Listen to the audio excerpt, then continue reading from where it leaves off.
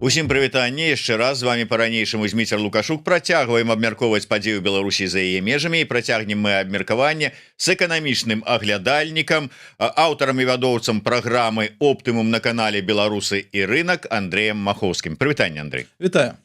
Давай пачнем з сённяшніх падзеяў. Ці сачыў ты за чарговым пасяджэннем Лукашэнкі? Тым больш, што яно было прысвечана ўсё ж таки эканамічным пытанням, любімай табой сельскай гаспадарцы і прамысловасці, да, абасраным і ўсё астатняе. Чым, што табе, што ты адзначыў найперш падчас сённяшніх абмеркаванняў розных праблемаў на прадпрыемствах сельскагаспадарчай вытворчасці? Слухай, я б сказаў, што гэта было абразцова-паказальная нарада. Таму што вось тое, што ён абмяркоўваў, холдинг Купалаўскі, гэта, калі ён ствараўся, павінен быў стаць абразцова-паказальным холдингам. Таму што там жа, глядзі, там Александрійскае, вось гэта хозяйство, да? Там, малая родзіна, там саўхоз Гарадзец, там Шклоўскі масладзельны комбінат, завод, карацей, усё, што блізка сэрцу, гэта ўсё родныя вось мясціны Лукашэнкі, тое, дзе ён там ці там працаваў, ці там нешта там, ці жыў, ці яшчэ што-небудзь, да? І яны вот эту вот святыню, можна сказаць, загубілі. І Лукашенко, калі яго ствараў, ён же як яго ствараў? Он сказаў: я вам зараз пакажу, як трэба. Ось мы зараз тут зробім, і я пакажу, як трэба. Вось оно, ось тут ось будзе. Ось гэта будзе, ён так і казаў, што гэта будзе прарыў у сельскай гаспадарцы беларускай. Гэта новы этап развіцця беларускай сельскай гаспадаркі ў 2017 годзе, казаў Лукашенко. І каб гэта, значыцца, даказаць, у гэты камбінат, у гэты холдинг улілі просто десяткі мільёнаў беларускіх рублёў. Там больш за сотню мільёнаў, дык дакладна, а колькі там больш, чым сотні мільёнаў, то не ведаю. Вось, то бок 10-й год яны гэта ўсё рабілі. Лукашенко забраў гэта, потым ён вырашыў, што вось неяк там мясцовыя не спраўляюцца, трэба перадаць вось ва ўправленне справамі Лукашэнкі, каб ўсё там гэта уся краіна працавала на вось гэты холдинг Купалаўскі, да? І чым усё скончылася? Зараз Лукашенко кажа: давайте перададзім яго мясцовым уладам, яны ж лепей ведаюць, што рабіць, да? То бок ты ствараў вось гэта некі абразцова-паказальны проект, ты рабіў, да? А зараз ён атрымаўся, што гэта баласт, і ты яго скідваеш, ўсё, і ўсё, не атрымаўся. А я тут пры чым? А цяпер вы будете, вы ж лепей ведаеце, як гэта. Вось гэта красамоўны прыклад сведчання таго, што як вось Сергей Чала называе Лукашенко антымідас, да? Вось за што ён не возьмецца, усё пераўтвараецца у абасраных кароў. Вось гэта просто красамоўнейшы прыклад. Я хорошо знаю, что губернаторы не против обратно принять предприятие. То есть давайте из этого холдинга управление делами отдайте нам, мы наведем порядок. То бок управление справами президента, так званого, навяло там тое, што навяло і ва ўсёй краіне, скажем, непарадак, да? То бок давялі, господи, просто, слухай, вось ты бярэшся ўсім паказаць, як трэба. Гэта сельская гаспадарка, гэта тое, у чым ты сябе лічыш спецыялістам. Ты вось бярэш, ты усю краіну на гэта, уся краіна на гэта працуе. Лепшыя спецыялісты, да? То бок там управленне справамі тваё, у якога ресурсаў там просто, завались. І што у канцы атрымоўваецца? У канцы атрымоўваецца, што гэта ўсё вось там ператвараецца ва нішто. Просто. То бок фактычна, ці можна сказаць, што гэта, не ўсе праекты выгараюць, як кажуць, у сэнсе стартуюць. Можа быць, так склалася, зоркі не так сышліся, а вот па іншых накірунках, дзе там Лукашенко прыкладаў усе свае скілы і офігенныя здольнасці там усяго, там і палітрука, і фотографа, і баяніста, і трактарыста, і пагранічніка, там все атрымалася. Слухай, мы шмат абмяркоўвалі гэтых праектаў, дзе ён прыкладаў свае здольнасці, да? Беларуская нацыянальная біякарпарацыя, цэментныя прадпрыемствы, дрэваперапрацоўка, што там яшчэ цэлюлозны камбінат. Слухай, мы шмат чаго з гэтага бачылі, і яно ўсё ператвараецца ў абасраных кароваў.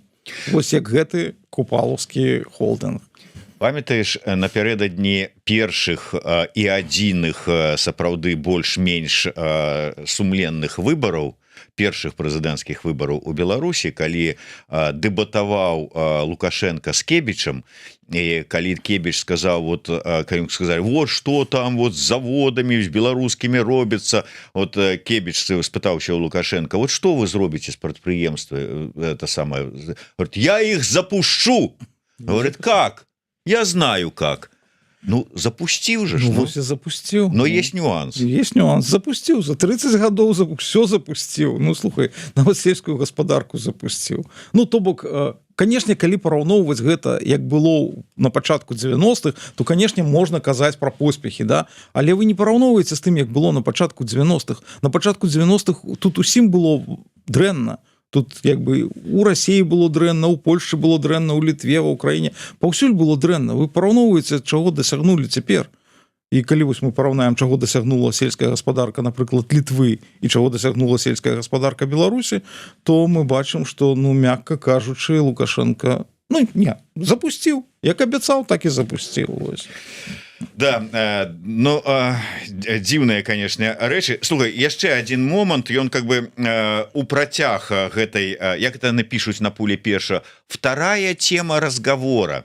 Вось другая тэма размовы была пра чамусьці пашырэнне узбуйнення, укрупнення, як яны пішуць, Дрыбінскага района за кошт уключэння яго склад зямель сельхозарганізацый суседніх раёнаў.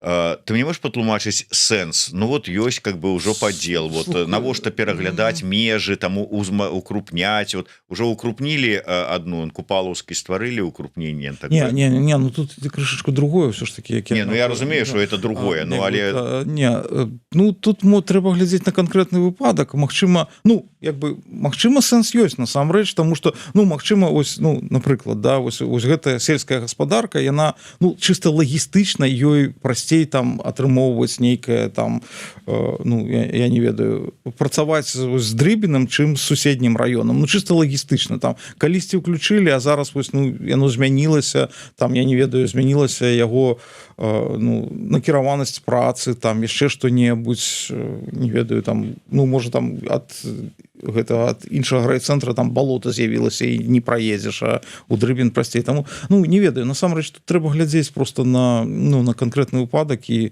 ну, як магчыма, ну, адзін раён укрупнілі, а другі раён наадварот жа атрымоўваецца паменшылі, да. Вось. Ну, магчыма, у гэтым ёсць сэнс, то як бы, в прынцыпе, ён можа быць, не бачу тут нічога такога. Добра, ну что ж, подводзячы вынікі сённяшняй сустрэчы, можна так вот коротко, як і далі ў прапагандзе. Дисциплины нет. Нет. То бок столькі сілавых структураў, столькі размоваў про тое, что я сказал, вы выконваеце. Колькі тут как бы под сябе выбудоўвання ўсёй сістэмы вертыкалі і ўсяго астатняга, а атрымліваецца, як не было дисциплины, так ее и нет. То есть никто не поважае, не слухается. Ну, потому что он всех достал просто, ведаешь. Кто казал, ты всех достал. Ну, потому что, ну, насамрэч, хапае там дисциплины. Насамрэч, у Лукашэнкі просто одна ідэя ў галаве засела, ну, улічваючы ўзрост, ну, і можа і не дзіўна, да, што вось калі будзе дысцыпліна, то будзе нам усім шчасце. Ну, як бы, ну, добра. Дысцыпліна ёсць, а шчасця неяк няма. Шчасце часам падвалівае. Вот, да прыкладу, павыбівалі украінцы нафтаперапрацоўчыя заводы ў Расіі. Зараз бензіна на заправках расійскіх няма. Вот табе магчымасць падзарабіць. Як там, рэкордныя пастаўкі беларускага паліва ў Расію. Зможа зарабіць бюджет? Да, слухай, ну атрымалася смешна крыху, да, глядзеў учора цябе з Лойкай, і там яна якраз сказала, што омскі завод застаўся апошнім з буйных прадпрыемстваў нафтаперапрацоўчых. Ну недарэмна ж я адразу увагу Мадзяра звярнуў на гэта. Я ж ведаю, што Мадзяр глядзіць нашы эфіры. Вы звярнулі ўвагу, і вось яно і прылецела, бо літаральна праз гадзіну ці там праз колькі. Да, слухай, ну насамрэч так.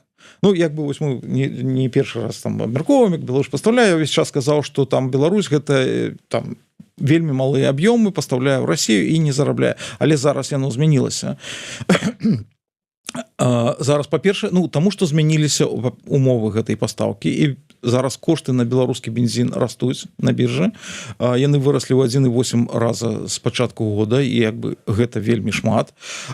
І вось гэты чэрвеньскі аб'ём, які паставілі, там 140 000 тонн, да, то гэта ўжо, ну, гэта ўжо не проста не мізерны аб'ём, гэта вялікі аб'ём для беларускіх заводаў. Я б сказаў так, што гэта яшчэ не пік іх магчымасцяў, але гэта ўжо блізка да піку іх магчымасцяў. Таму што, вось глядзі, беларускія заводы ў 24 годзе яны выраблялі недзе 290 000 тонн бензіну.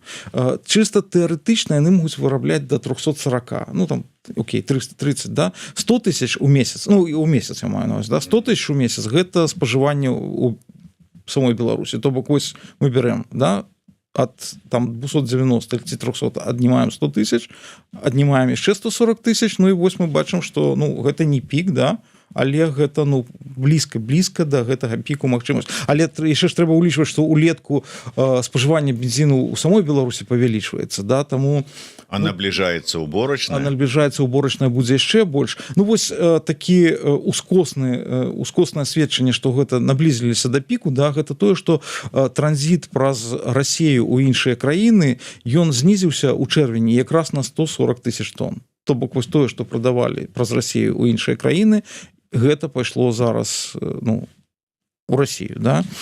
Вось, то бок болей як бы Беларусь асабліва не можа ў Расію прадаваць, ну, хіба зменшыць яшчэ экспорт і яшчэ менш прадаваць у іншыя краіны.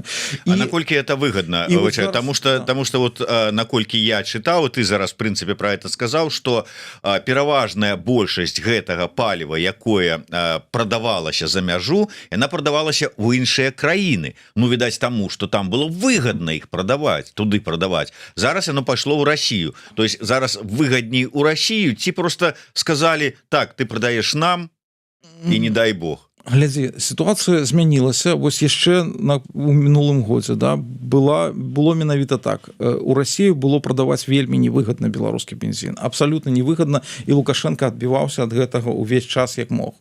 Таму што, ну, там пытанне па коштах, там у Расіі яны ніжэйшыя значныя, там яны такія таксама там нельга было асабліва іх павышаць, але зараз кошты растуць. Ну, як бы мы не ведаем, да, па якіх коштах Беларусь прадавала свой бензін у там іншыя краіны, але мы можам паглядзець, ну, вось ёсць зноў жа ускосныя дадзеныя, вось такія дадзеныя, як рэнтабельнасць Мозырскага раёну. У нас няма закрытая рэнтабельнасць канкрэтна по Мозырскаму заводу, але вось Мозырскі раён гэта рэнтабельнасць Мозырскага НПЗ. Дык вось калі напрыканцы мінулого году яна была просто сімвалічнай і нават часамі адмоўнай, то зараз яна больш за 10%. То бок гэта, ну, гэта высокі ўзровень рэнтабельнасці. То бок зараз гэты бензін прадаваць у Расіі выгадна. Кошты могуць быць ніжэйшыя, чым там, ну, тое, што прадавалі ў краіны Азіі якія-небудзь, да, але ж, ну, трэба ўлічваць лагістыку, да. Туды ты везеш далёка, як бы пакуль давязеш, там все такое, а тут ты, ну, прадаеш, можна сказаць, за плотам. Вось нездарма ж да Лукашэнкі, калі прыязджаў гэты маскоўскі губернатар, ён так Лукашенко радаваўся і казаў: ну, мы ж вам дапаможам, у нас же ёсць чым вам дапамагчы. Ён не сказаў слова бензін, але, ну, гэта было якраз пасля таго, як выбілі маскоўскі НПЗ.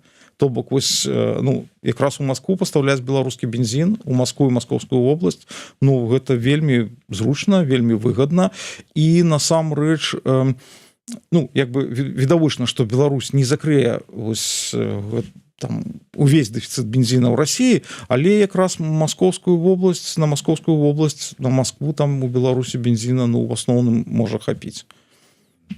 Усё ж такі, калі я не памыляюся, па неабходнасці Расіі у бензіне, у паліве, гэта прыблізна 100 000 у дзень.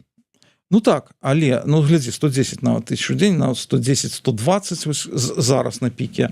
Так, але, ну, трэба ж разумець, па-першае, ну, не ўсю ж расійскую нафтаперапрацоўку яшчэ выбілі.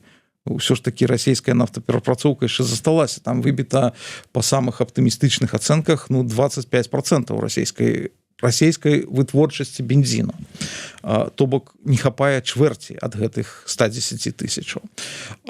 Ну, як бы, вось калі зараз лічыць, я так спрабаваў палічыць, то ў мяне атрымоўвалася, што Расіі зараз патрэбна ў месяц імпартаваць недзе 300-400 тысяч тонн бензіну, ну, адкуль-небудзь, каб вось вырашыць праблему з гэтым дэфіцытам. Ну, як мы бачым, беларускі бензін праблему з дэфіцытам па Расіі не вырашыў, бо у працягам чэрвеня сітуацыя ў Расіі, ну, яна пагаршалася. Як бы і чэргі большыя станавіліся, і кошты раслі, і бензіну не хапала, і людзі неяк былі не вельмі гэтым задаволеныя. Вось, таму беларускім бензінам, канешне, гэты дэфіцыт расійскі не закрыеш, але, ну, вось якой-небудзь вобласці расійскай, ну, звычайна, відавочна, можна дапамагчы. Ну, Маскоўскую вобласць, напрыклад. Зоя, два моманты. Першы, тут буквально учора, здаецца, я бачыў чарговы допіс Мадзяра у там сацыяльных сетках, і ён как бы так намекнуў тым перавозчыкам, якія перавозяць, едуць з таварамі, грузамі са сваёй краіне па тэрыторыі Расіі, асабліва калі яны вязуць стратэгічна важны для расійскага войска тавар, ну, напрыклад, бензин. И сказал: ребята, вы лепш не ездите в Россию и по российских дорогах, особливо где-нибудь там близко, неподалеку от украинской мяжи, а то, знаете, летает всякое в небе, и раз, и бензовоза нема. То вот наколькі верагодна, что, ну, по НПЗ Мозырскому бить Украина не будет, ну, прынамсі на дадзены момант, а транспорт на тэрыторыі Расіі, які вязе стратэгічна важны для расійскага войска тавар. Ну, відавочна, што могуць біць по гэтаму транспорту. Я не бачу ніякіх прычынаў, каб не біць. Ну, то бок, адзіная прычына, што зараз яны занятыя Крымам, да? Яны выбіваюць лагістыку на Крым. Ну, як бы, і там, ну, прычым там вельмі эфектыўна выбіваюць эту лагістыку на Крым. Але, ну, іншых няма ніякіх прычынаў, чаму Украіна не будзе біць, калі яна вырашыць, што там, ну, трэба біць, да, чаму яна не будзе біць па вось гэтых, ну, эшелонах з палівам, якія ідуць, напрыклад, з Беларусі. Ну, наогул ніякіх прычынаў для гэтага не бачу. Ну, бо гэта такая законная ваенная цэль. Ну, то тое, што гэта беларускія там бензавозы, ці там беларускія там цягнік з беларускімі гэтымі цыстэрнамі ідзе, але по тэрыторыі Расіі, і мэта, канечны пункт дастаўкі, там які-нибудь расійскія, ну, расійская частка, там, ці завод, ці яшчэ што-небудзь, гэта робіць яго законнай цэллю. Ну, Мадзяр жа сказаў так. Ну, Мадзяр сказаў. Таму, калі ён сказаў, што меркаванне эканамічнага глядальніка. Не, так я кажу, я не бачу, ну, па-першае, калі едзе які-нибудь бензавоз, так, да хто там будзе чытаць гэтыя нумары на гэтым бензавозе, ну, слухай, калі яны пачнуць біць, ну, вось, яны б'юць зараз па дарозе ў Крым, там б'юць усё, што едзе, ну, і ніхто не будзе чытаць гэтыя нумары, едзе бензавоз, вырашылі, што б'ем па бензавозах, ну, будзем біць па бензавозах, все. А потым разбірацца, а можа і не ўжо і не разбірацца. Слухай, як мы бачым, да, неяк не вельмі там беларускія ўлады хочуць разбірацца, да, і яны такія міралюбівыя сталіся апошнім часам, і такі гэты Вальфович кажа, што гэта была выпадковасць, да, а ніхто там ніякіх не меціў у беларускі аўтобус. І Лукашенко нават не ўзгадаў про тое, што, ну, я маю на ўвазе про другі гэты удар по аўтобусу, да, як бы які быў украінскі удар по аўтобусу, як гэта, хаця там, ну, Расія адразу сказала, што гэта вось правакацыя, а беларускія такія ўсе міралюбівыя, і арэшнікам ніхто ўжо не размахвае там ва ўсе бакі, як яны гэта рабілі раней. Таму я мяркую, што, ну, як бы скажуць, ну, да, дрэнна, канешне, што попала па беларускаму бензавозу. Але што мы зробім? Ну, гэта ж прыфронтавая полоса. З гэтай нагоды я разумею, што ўсё ж такі удар па тэрыторыі Беларусі гэта палітычнае ваеннае рашэнне, да гэтага, как бы, спадзяюся, і не дойдзе, але, ну, па адмысловым нафтаправодзе ідзе з Расіі нафта на той же самы Мозырскі НПЗ. Спыніць такія пастаўкі магчыма? Ну, так яны ж ужо гэта рабілі. Ну, мы ж ведаем, што ўжо білі, ўжо спыняліся пастаўкі, таму пытанне, ну, іншая справа, што яно там спыніцца не толькі ў Беларусь пастаўкі яшчэ, да, там яшчэ... Вось, але, ну, ніякіх прычынаў, ну, як бы ніякіх такіх нейкіх праблемаў, каб гэта зрабіць, няма. Ну, как бы гэта можна спыніць на некаторы час. Украіна гэта ўжо рабіла, Украіна ўжо біла па гэтых пастаўках, таму ну тэарэтычна, калі Украіна вырашыць, што ёй гэта трэба, ну то яна можа зноў ударыць па гэтых пастав па гэтаму трубаправоду і все. І другі момант, мы разумеем, што зараз там Лукашенко яшчэ там нешта там упіраецца, я ж там не магу ўсё аддаць, мне тут як мінімум 100 тысяч трэба на ўнутранае спажыванне, там нешта там яшчэ там некуды, можа быць, па астаткі, па рэшткі ідуць там у іншыя краіны, але чым далей, тым больш будуць выбіваць усю гэтую інфраструктуру нафтаперапрацоўчую і не толькі і паставак і ўсё астатняе украінцы. Больш і больш будуць выбіваць, больш будзе неабходнасць у паліве і не толькі у расійскіх аўтамабілістаў і вот этих вот плачущих на АЗС девочак з силиконовымі вуснамі, які кружочки зараз записываюць, але і у расійскіх танках і тых же самых шакедах, якіх таксама заліваюць палівам. Але набліжаецца уборачная не толькі ў Беларусі, але і ў Расіі, на якой таксама трэба паліва, і без паліва заставацца ва ўсёй этой сітуацыі. Путін можа сказаць: да плеваць я хацеў, што там у цябе там у беларусаў паліва не будзе хапаць, аддаеш мне все. Ну слухай, глядзі, ну насамрэч, ну как як бы, ну насамрэч, вось я сказаў, да, што мы амаль ну блізка да піку ўжо пастаўляем у Расіі, да піку таго, што мы можам. Ужо ў чэрвені, як бы далей там будзе у нас большее спажыванне, ну цяжэй будзе. Ну як бы чыста тэарэтычна Путін, канешне, можа такое сказаць. Я не ўпэўнены, што Лукашенко там паслухаецца, але ну а навошта насамрэч Пуціну такое казаць? Ну окей, ну забярэ ён у нас не 100 там, ну там не ведаю, не 150, не 200 тысяч тонн, а 300 тысяч тонн гэта паліва, забярэ ўвесь беларускі бензін. Ну гэта як бы ты, ну па-першае, ты яго паспрабуй забяры ўвесь бензін у Беларусі, да, ўсё ж таки гэта ну не так. Не так зеленые чалавечки приедуць в Мозыры, будуць кантраляваць зеленые чалавечки, але там ну як бы без бензину і кантраляваць немагчыма, да, як яны будуць тут ездзіць. Вось так, ну ён можа як бы павялічыць, там сказаць, што каб ты болей пастаўляў там, ну напрыклад, яшчэ на 50 тысяч тонн, і тады ў Беларусі пачнуцца перабоі там з бензінам, ну там забраць вось гэту палову беларускага спажывання. Але навошта? Ну гэта не вырашае расійскіх праблем радыкальна, асабліва калі будуць больш біць па расійскіх НПЗ, калі гэты дэфіцыт будзе нарастаць, калі яго будзе становіцца больш. Расіі трэба шукаць іншыя крыніцы, каб пастаўляць гэты бензін. Ну яна ўжо іх і шукае. Як бы там гуманітарная дапамога з Казахстану, да, вось едуць 2 танкеры з Індыі там на 70 тысяч тонн, і здаецца, гэта будуць рэгулярныя пастаўкі. Ну наколькі я тут чытаў Мадзяра, здаецца, ці то гэтай ноччу, ці то мінулай 8 танкераў, здаецца, в Азовскім моры яшчэ недзе там, ну как бы так ужо спынілі іх рух. Ну там насамрэч яны не, гэта індыйскія, здаецца, павінны былі прыйсці у услугу, хаця, але ну я не ўпэўнены. Не, я б наконт беларуска перспектыў дэфіцыту паліва ў Беларусі я за іншае хваляваўся, не за тое, што Пуцін там скажа аддавай увесь бензін. Але ж ты ведаеш, як яны гэтыя беларускія ўлады, як Лукашенко, калі у іх там з'яўляецца магчымасць зарабіць, то вось гэтыя грошыкі, як у Скруджа Макдака, яны ў вачах так начинаюць мельцяжыць і давяць на цэнтры прыняцця рашэнняў.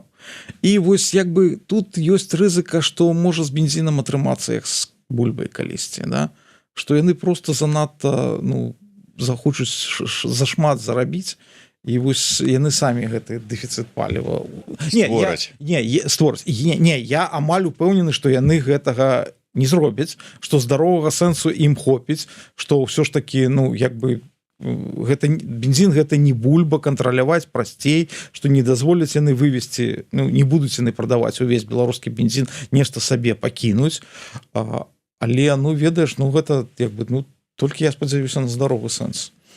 Але ці спыніце здаровы сэнс ад таго, каб ну так нармальна падвысіць на ўнутраным рынке кошт паліва. Типа мы ж можем вон у Россию продать там за столько-то, так чаму мы павінны тут, можна сказаць, там танней прадаваць, плаціце. Слухай, ну тут зноў тут іншая прычына можа быць не тое, каб тут вось дадаткова зарабіць. Ну, па-першае, яны і так добра зарабляюць на ўнутраным рынку, да? Яны тут няма такога, што там типа беларусам яны прадаюць бензін сабе і на гэтым нешта губляюць. Наадварот, рэгулярна яны, калі падвышаюцца кошты падвышаюцца, каб перакрыць вось гэтыя страты ад продажы бензіну на экспорт. Гэта першае. Вось павышэнне коштаў можа быць па іншай прычыне. Ну глядзі, таму што зараз, вось калі зараз мы бярэм, да, то вось кошт на бензін у Беларусі ён крышачку вышэйшы, чым сярэдні кошт на бензін у Расіі. Я кажу менавіта пра сярэдні кошт, бо ў Расіі там вельмі розныя кошты ёсць. Там у Крыме ўжо здаецца ўжо 200 рублёў там расійскіх за літр, да. Калі там у іншай Расіі там здаецца 69. То бок у Расіі кошты розныя, але вось ну беларускі бензін каштуе крышачку даражэй, чым у сярэднім бензін па Расіі. Гэта для чаго? Ну і вось недавно, да, зараз жа падвышаецца на 1 копейку. Гэта для чаго, каб ён і заставаўся крышачку даражэйшым, каб было невыгадна ездзіць вось гэтым бензавозам і закупляць бензін у Беларусі. То бок калі у Расіі пачнецца вялікі рост коштаў на бензін, да, то яны могуць падвышаць кошты на бензін у Беларусі вось менавіта з гэтай мэтай, каб у Расіі не ездзілі закупляцца. Ну, беларускаму аўтамабілісту умоўнаму яму ўсё адно з якіх прычынаў там Я згодзін, да, я згодзін з табой, што яму там ўсё роўна па якой прычыне. Ну але я таксама мяркую, што глядзі, занадта высока яны задзіраць гэты кошт не будуць. Ну все ж таки, па-першае, то бок умоўна кажучы, бліжэйшым часам чакаць, што кошты на бензін 95 умоўны з Беларусі і ў Польшчы выраўняюцца, не даводзяць. Не, ну таму што глядзі, таму што па-першае, першая прычына, ну гэта як бы сацыяльны аспект ёсць і як бы все ж таки беларускія ўлады яго ўлічваюць. А другая прычына гэта тое, што бензін гэта такі тавар, кошт на які ўплывае на ўсе астатнія кошты па краіне, да, ну таму што ўсё ты перавозіш, да, абсалютна ўсё ты перавозіш. Калі занадта вырастуць кошты на бензін, то пачне даражэць усё, амаль усё, і гэта паставіць крыш на вось гэтых планах па інфляцыі, там яна будзе не 7%, а яна будзе і за 10, калі мы там у 2 разы падымем кошт на бензін. І зноў жа гэта яшчэ і тавар-маркер бензін, за якім людзі сочаць, як бы, калі ён начинае даражэць, да, то людзі за ім сочаць, гэта інфляцыйныя чаканні яны падвышаюцца, людзі пачынаюць там нешта купляць па запас, то бок гэта ты запускаеш такую рэакцыю. Таму я думаю, што занадта не дазволяць расці коштам на бензін. Хутчэй, калі ўзнікне вось вялікая, занадта будзе ўзнікаць вялікая розніца паміж там беларускімі і расійскімі коштамі, яны просто пачнуць вводзіць забароны, там, я не ведаю, там прадаваць бензін па пашпарту,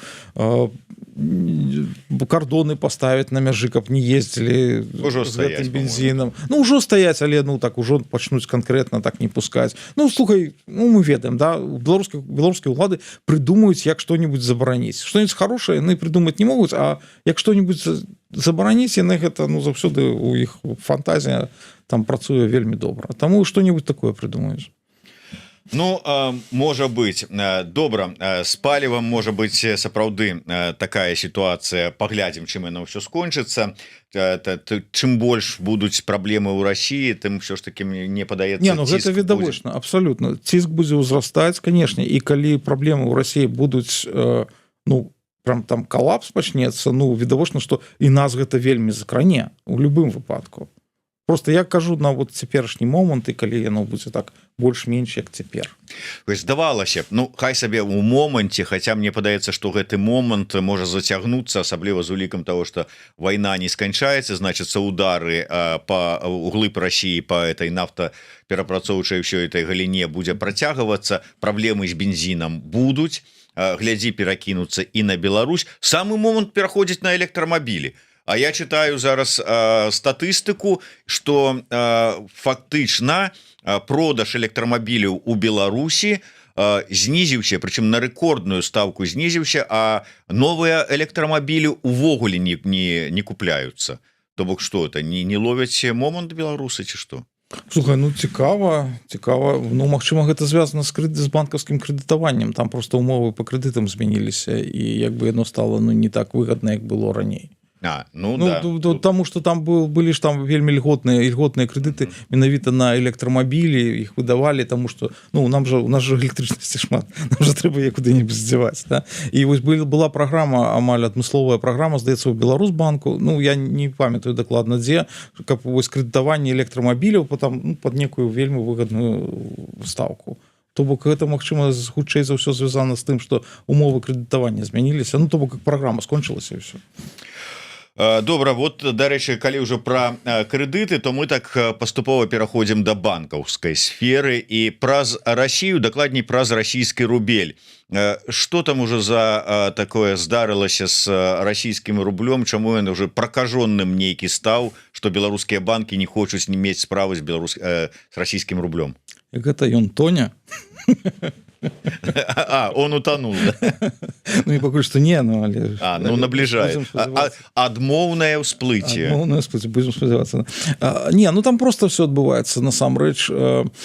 Глядзі, апошнім часам расійскі рубель падтрымлівала дарагая нафта, да? Армузскі праліў адчыніўся, нафта паехала, нафта робіцца таннейшай. Зараз расійская нафта каштуе ўжо, здаецца, вось на сёння было ўжо $41 за барэль, а гэта ніжэй, чым было да пачатку іранскай вайны. То бок дарагая нафта не падтрымоўвае расійскі рубель. Ну і плюс там, ну слухай, ну і плюс яшчэ шмат усяго, там грошай вельмі шмат у Расіі напампавала ў эканоміку, да, там у выглядзе крэдытаў рэпа. То бок ёсць шмат прычынаў, і таму расійскі рубель, ён, па-першае, ён робіцца як бы ён слабее просто, да, і галоўнае, што ёсць чаканні, што можа з ім здарыцца нешта недобрае, ну такое раптоўнае нешта. Што бы это магло быць? Што бы это магло быць? А зноў жа жнівень набліжаецца. Вось. А калі канкрэтна вось пра гэтыя банкі, да, там, ну і пачалі адмаўляцца там банкі Арменіі, банкі Казахстана, не кажучы ўжо пра беларускія братэрскія банкі. Дарэчы, у Беларусі больш за ўсё банкаў адмаўляюцца ад налічных расійскіх рублёў. Ну, то бок яны не адмаўляюцца, да, там, яны ўводзяць камісіі там, калі на прыём гэтых расійскіх рублёў там ад 2 до 5%. Ну, таму што там рускія паехалі ў Беларусь, у Арменію, Казахстан са сваімі грашыма налічнымі, яны разлічваюцца, да, па-першае. Па-другое, яны адкрываюць там гэтыя банкаўскія рахункі, каб, ну, ўсё ж такі там недзе плаціць за мяжой. Таксама вязуць гэтыя налічныя расійскія грошы, таму што ну, там ёсць жа праблемы з пераводамі. А налічныя грошы гэта ж ну вельмі незручна. Ну па-першае, гэта просто вельмі незручна для банкаў, да. Ну таму што іх цяжка, ну іх трэба недзе трымаць, да, з імі трэба працаваць, там нейкія людзі іх павінны, не ведаю, перакладаць туды-сюды, пералічваць там. Ну а навошта яны трэба там гэтыя налічныя расійскія грошы ў Беларусі? Ну што ты з імі будзеш рабіць у Беларусі з налічнымі расійскімі? Ну у сэнсе не ты, а я маю на ўвазе банк, што ён будзе рабіць з налічнымі расійскімі грошамі там? Безналічныя, ну окей, там крэдыт дасць, яшчэ што-небудзь, а крэдыт налічнымі неяк не бяруць. Ну то бок іх трэба адпраўляць у Расію, да? А адпраўляць у Расію, ну гэта таксама выдаткі. Вось. І але гэтыя ўсе праблемы яны былі і раней, да? А адмаўляцца ад налічных расійскіх рублёў банкі пачалі цяпер. Вось цяпер, калі расійскі рубель пайшоў уніз, таму што ну да гэтых усіх праблемаў, незручнасцяў дабавілася рызыка, што ну як бы што-небудзь можа з імі здаруць, ну такое не, ну ляснуцца, да. І адна справа там у цябе безналічная, ну ты ну, там іх можаш, калі ўбачыш, што ты памяняць там і ўсё такое, да, ты, ну просто зрабіць. А як ты будаш налічныя мяняць, да? Ну, знаходзячыся ў Беларусі. Вожык Патрыёт піша: на таргі ў Беларусі выйшлі шматлікія афрыканскія валюты. Дык што, дальняя дуга дапаможа? На смену лошадкі выходзіць железны конь, да, афрыканская валюта. Прям выйшлі шматлікія валюты? Ну вот, не знаю, так піша чалавек з зямлі. Ну слухай, гэта гісторыя, мабыць, пра тое, што там банк яшчэ пашырыў перачень валютаў, на якія курсы устанавливаюцца там. Ну как бы ёсць валюты, якія гандлююцца ў Беларусі, да, і там з імі ўсё зразумела. А ёсць валюты, якія тут ну рэдка бываюць там, але ж ну іх таксама ёсць нейкі курс, і тэарэтычна яны таксама могуць камусьці спатрэбіцца. І Нацбанк там не на ўсе валюты ён устанавливае курсы кожны дзень, а на некаторыя там устанавливае раз у тыдзень. Ну, вот недавно, да, было там нейкі перачень валют добавіўся. Ну, не, гэта я б не казаў, што гэта хоць аб чым-небудзь. Гэта такая тэхнічная рэч абсалютна. Что яны там со сваімі валютамі, этой афрыканскія краіны? Шлі бы адразу со сваім золатам подвышаць беларускі ЗВР. Да, дарэчы, што з ім адбываецца? А з ім цікавая такая адбываецца рэч, да, з ЗВРам. Да, таму што, ну, цікава, ну, як бы яны абваліліся, калі коротко. Ну, насамрэч, яны не абваліліся. Что ты сёння радуеш пастаянна? Расійскі рубель ляснуўся, і ЗВР абваліліся. Не, ну, яны реально абваліліся, бо, ну, 900 мільёнаў мінуса – гэта абвал. Ну, як бы, ну, калі у нас ЗВР там было 15, стало 14 мільярдаў, да, ну, гэта абвал, гэта, ну, окей, гэта падзенне яшчэ пакуль што. І куды яны дзеліся гэтыя 900? А ўсё просто там, як бы, ну, яны фізічна засталіся такія, як былі, але просто золото патаннела, значна патаннела золото. Чакай, так нам же ж рассказывали, что вот этот рост ЗВР, это дзякуючы там некай стратэгіі офігеннай Нацбанка. Я ж пра што і кажу, што гэта ж было вельмі смешна, таму што, здаецца, калі ў сакавіку, здаецца, да, нам Роман Галоўченко расказваў пра ЗВР. Яны тады былі рэкордныя, абсалютна рэкорд гістарычны, там больш за 16 мільярдаў, і Роман Галоўченко расказваў. Гэта чаму? Гэта таму, што мы выбралі такую стратэгію. Да, канешне, казаў, золото даражэй, але ж гэта ж мы вырашылі, што трэба трымаць золото. Вось мы ж трымаем золото, і дзякуючы гэтаму, значыцца, ну, таму што мы такія мудрыя, золото даражэй, і, значыць, нашы ЗВРы растуць. Вось, і 25-го, здаецца, сакавіка, ён казаў, што па нашых прагнозах золото таннець не будзе. Нашы ЗВРы будуць расці. І 1 красавіка беларускія ЗВРы абваліліся на $1 мільярд якраз з-за таго, што патаннела золото. Вось, як бы, і, ну, і з таго часу яно ўжо таннела ўвесь час. І тут, як бы, тут пытанне якое? Тут пытанне, ну, окей, вы выбралі стратэгію, да, вы лічыце, што у вас ёсць стратэгія. Ну, так калі вы такія разумныя, а чаму ж вы это золото не прадавалі, калі яно было на піке, да? Ну, вось гэта называецца стратэгія кіравання рэзервамі, да? Калі вы імі кіруеце, калі вы з імі нешта робіце, а сядзець на золоце роўна, гэта не стратэгія. Гэта, ну, просто сядзім на золоце роўна і чакаем, а вось яно можа патаннее, а можа яно падаражэе. Вось, і а золото таннее, ну, золото таннее, яно патаннела з піка ўжо, здаецца, там у, ну, не ў 1,5 разы, але так адсоткаў на 40. Вось. І як бы ёсць, ну, зараз ёсць, я не возьмуся прадказваць, там я по золоту наогул не спецыяліст, там ёсць, я чытаў, там ёсць розныя прагнозы абсалютна. Ну, кажуць, што хутчэй все ж таки яно будзе таннець у бліжэйшы час. Вось, то бок, ну, нашы ЗВРы таксама будуць таннець. Пры тым, што золото, фізічна золото, колькі было у беларускіх ЗВРах, яно столькі і засталося, там 53, здаецца, тонны.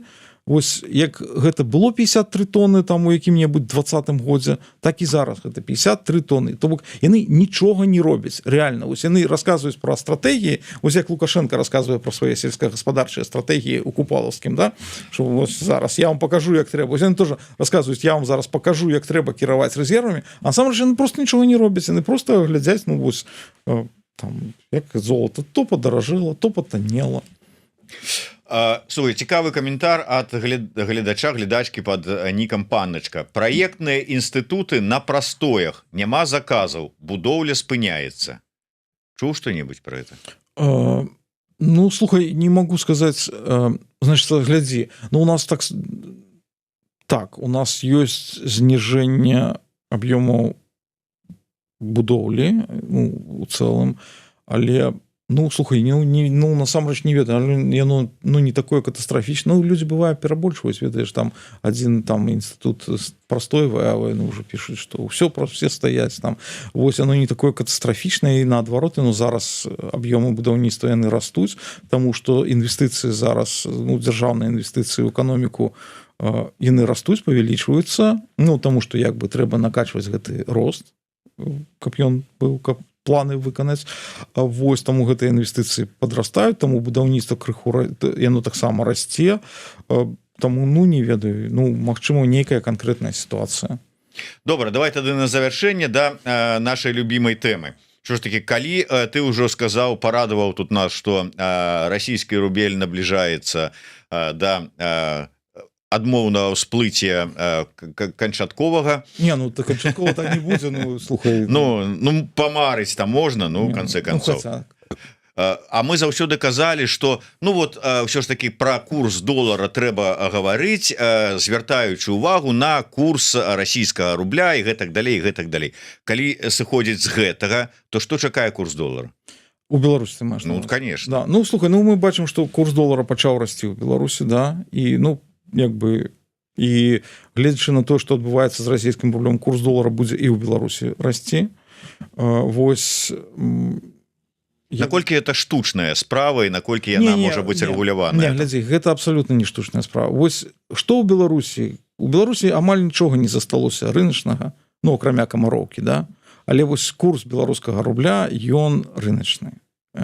То бок беларускі рубель, ну яны рэальна не рэгулююць беларускі рубель. Беларускі рубель ён змяняецца, ну вось ну як бы ну у адпаведнасці са спросам і предложением, да, там по класіке. Яны крыху рэгулююць, ну у сэнсе, каб не было там вялікіх пікаў на ўзросце, на спад, там ну яны там вось гэта робяць, там купляюць крыху валюты ці прадаюць крыху валюты, але яны не рэгулююць курс беларускага рубля, як гэта было до 2015 года. Ось як у 2015 годзе Калаур прыняў такую ну палітыку, да, Нацбанк яе прытрымліваецца.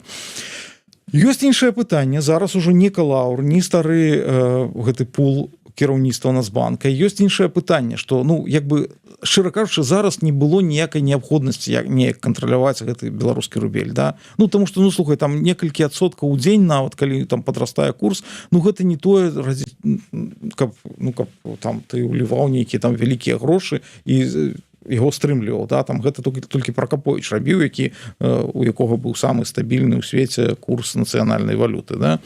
Вось ну няма неабходнасці, але вось калі там ну рэальна пачнецца ў Расіі, калі ў Расіі беларуская мова лепшая, чым расійская, да, тут калі это і если і когда, вось так вось калі ў Расіі пачнуцца такія рэальныя праблемы з расійскім рублём, то гэта пацягне за сабой і беларускі рубель. І вось тут пытанне, ці новае кіраўніцтва Нацбанка яно будзе ў стане прытрымлівацца вось той палітыкі рыначнага курсатварэння, якая была прынята ў 2015 годзе. Ці хопіць, ну я не ведаю яе там іх там стратэгіі, стратэгічнага розуму, каб зразумець, што ну не трэба яго рэгуляваць, да? Ці яны ўсё ж таки будуць спрабаваць яго падтрымаць там інтэрвенцыі.